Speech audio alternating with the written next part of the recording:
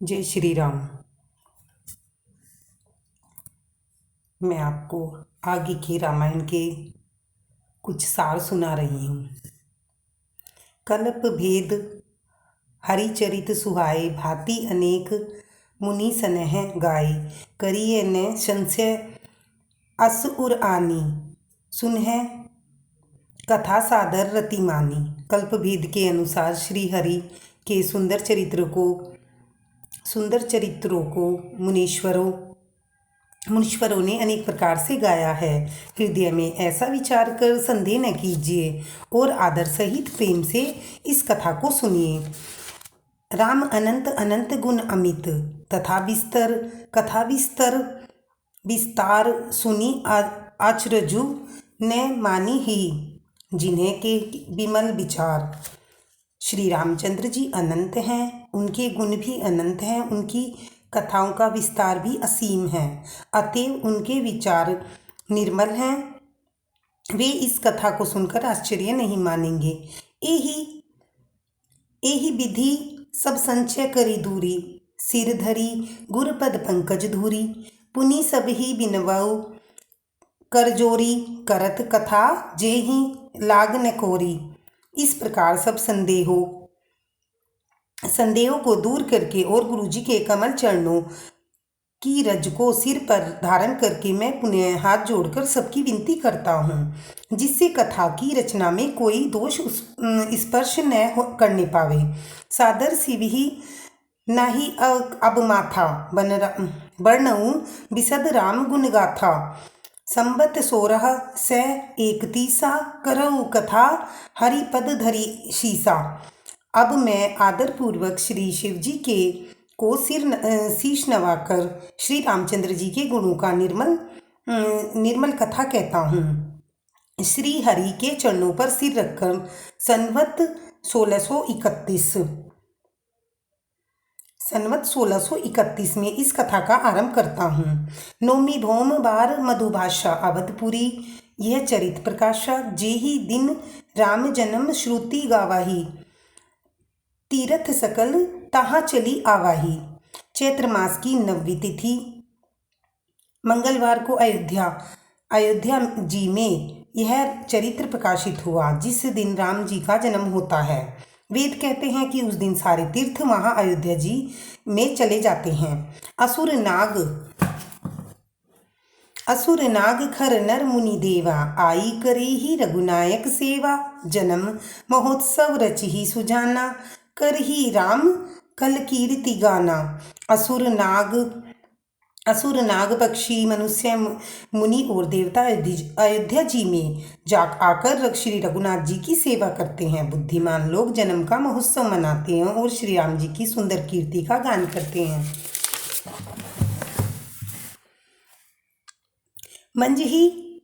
मंजही सज्जन ब्रंद बहु पावन, सरजू नीर जपही राम धरी ध्यान उर, सुंदर श्याम शरीर। सज्जनों को बहुत से समूह में उस दिन सरयू जी के पवित्र जल में स्नान करते हैं और हृदय में सुंदर श्याम शरीर श्री रघुनाथ जी का ध्यान करके उनके नाम का जप करते हैं। दरस परस मंजन अरूपाना, हर ही पाप कै वेद पुराना। नदी पुनित अमित महिमा अति, कोई कही न सकई शारदा विमलमती। वेद पुराण कहते हैं कि श्री सरयू जी का दर्शन, स्पर्श, स्नान और जलपान पापों को हरता है। यह नदी बड़ी ही पवित्र है, इसकी महिमा अनंत है, जिसे विमल बुद्धि वाली सरस्वती जी भी नहीं हार सकती। सरस्वती जी भी नहीं कर सकती। राम धामदा पुरी सुहावनी, लोक समस्त विदित अति पावनी। चारी खानी जग जीव अपारा, अवध तजे तनु नहीं संसारा। हे शोभायामान अयोध्यापुरी श्री रामचंद्र जी के परम धाम को देने वाली, सब लोकों में प्रसिद्ध है। यह अत्यंत पवित्र है। जगत में अंडज, स्वदेज, उद्भिज और जरायुज चार खानी प्रकार के अनंत जीव हैं। इसमें से जो कोई अयोध्या जी के में शरीर छोड़ते हैं वे संसार में नहीं आते, जन्म मृत्यु के चक्कर में छूटकर भगवान के परमधाम में निवास करते हैं। सब विधि पुरी मनोहर जानी, सकल सिद्धि प्रद मंगल खानी, विमल कथा कर किने आरंभा, सुनत नसाही काम मंददम्बा।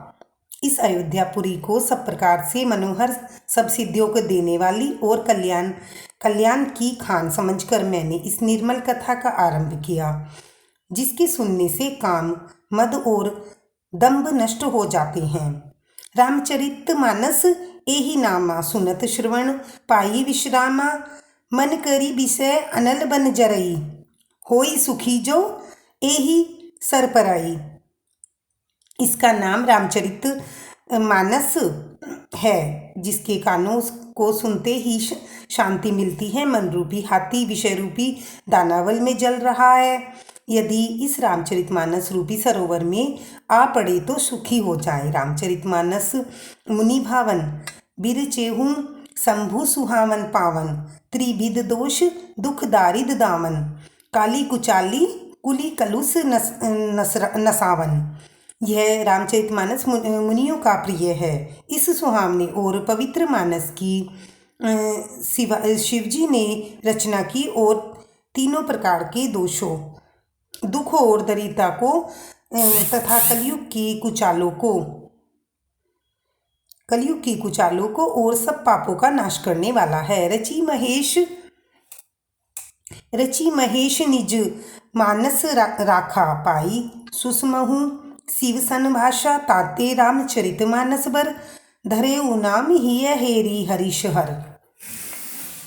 श्री महादेव जी ने इसको रचकर अपने मन में रखा था और सुअवसर पार्वती जी ने कहा। इसी से शिव जी ने इसको अपने हृदय में देखकर और प्रसन्न होकर इसका सुंदर रामचरितमानस नाम रखा।